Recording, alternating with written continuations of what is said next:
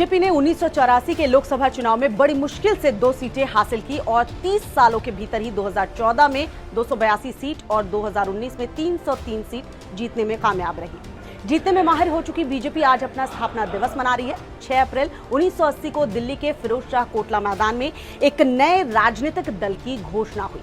इसका नाम था भारतीय जनता पार्टी।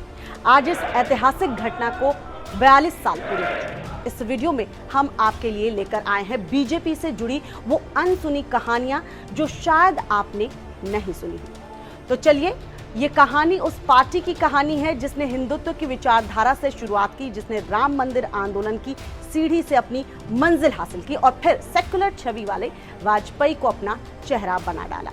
शुरुआत करते हैं इस कहानी की। दिल्ली के फिरोज शाह कोटला मैदान में 5 और 6 अप्रैल 1980 के 2 दिवसीय राष्ट्रीय अधिवेशन का आयोजन किया गया। इसमें 3,500 से अधिक प्रतिनिधि आए। 6 अप्रैल को एक नए राजनीतिक दल भारतीय जनता पार्टी के गठन की घोषणा की गई थी। जिस मंच से यह घोषणा हुई वहां जनसंघ के संस्थापक श्यामा प्रसाद मुखर्जी के अलावा जयप्रकाश नारायण की तस्वीर भी लगाई गई।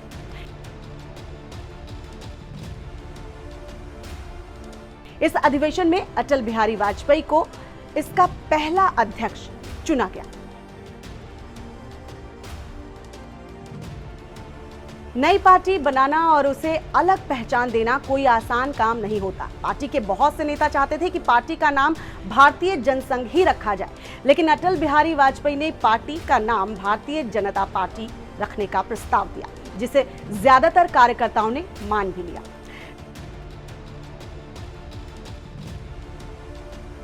नई पार्टी के गठन के बाद पार्टी के झंडे के लिए भगवा रंग का चयन हो चुका था। लालकृष्ण आडवाणी ने कमल फूल को पार्टी के भगवा रंग पर अंकित करने के लिए चुना, क्योंकि कमल के फूल को हिंदू परंपरा से जोड़कर भी देखा जाता है।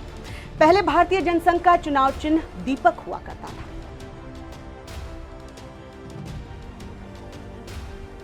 साल 1984 के आम चुनाव ऐसे वक्त में हुए जब कांग्रेस इंदिरा गांधी की हत्या से पैदा हुई सहानुभूति की लहर पर सवार थी। इन चुनाव में भारतीय जनता पार्टी को महज 2 सीट मिली थी। क्या आप जानते हैं वो दोनों सीट कौन सी थी? दिलचस्प ये है कि ये दोनों सीट अटल बिहारी वाजपेयी या लालकृष्ण आडवाणी ने नहीं जीती थी, बल्कि गुजरात की मेहसाणा A.K. पटेल ने बाजी मारी थी और आंध्र प्रदेश के हनामकोंडा सीट से चंदू पाटिया जंगारेड्डी ने यहां जीत का परचम लहराया था।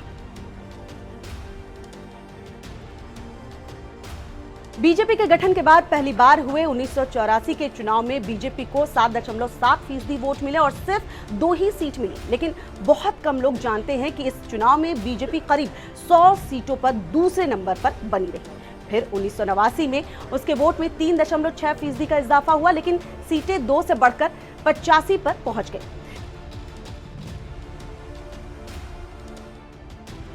बीजेपी ने जब 1996 में पहली बार केंद्र में सरकार बनाई, तब उसे कांग्रेस से कम 20% से कुछ ज्यादा वोट मिले। लेकिन उसी साल यूपी विधानसभा चुनाव में बीजेपी सबसे बड़ी पार्टी बनकर उभरी।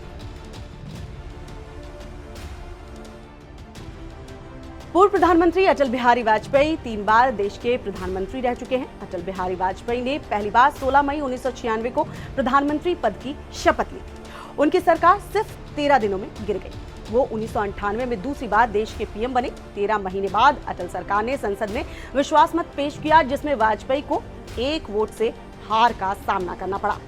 जानते हैं कि वाजपेयी के खिलाफ वोट करने वाले वो कौन थे?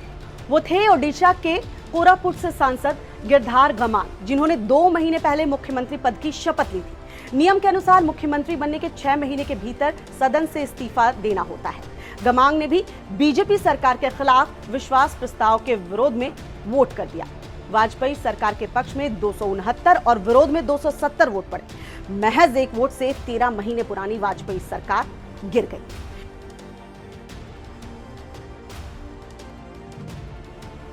बीजेपी में शाह मोदी की जोड़ी को परफेक्ट माना जाता है। इसी से जुड़ा एक किस्सा भी है। 1990 के चुनाव के आसपास अहमदाबाद रेलवे स्टेशन के पास एक छोटे से रेस्टोरेंट में अमित शाह और नरेंद्र मोदी एक साथ बैठे थे, तब शाह ने अचानक मोदी से कहा, नरेंद्र भाई पीएम बनने के लिए तैयार हो जाइए। ये वो वक्त था जब मोदी सीएम भी नहीं हुआ करते थे, यानी शाह ने पहले ही इसकी भविष्यवाणी कर दी थी। चुनाव जीतने में माहिर बन चुकी बीजेपी की सबसे बड़ी ताकत उसका बूथ मैनेजमेंट ही है। बीजेपी इस मामले में दूसरी पार्टियों से, खासकर कांग्रेस से काफी आगे रहती है। बीजेपी ने अगर ये तय कर लिया है कि किसी बूथ पर 4 आदमी रहेंगे तो वो चारों लोग सुबह 6 बजे से पहले वहां बूथ पर पहुंच जाते हैं। तो ये बीजेपी की कुछ अनसुनी कहानियां हमने आपको सुनाई।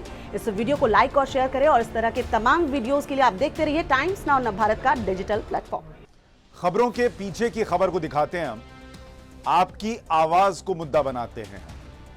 टाइम्स नाउ नवभारत को यूट्यूब पर लाइव देखिए, चैनल को सब्सक्राइब जरूर कीजिए और हां, बेल आइकन दबाना मत भूलिएगा।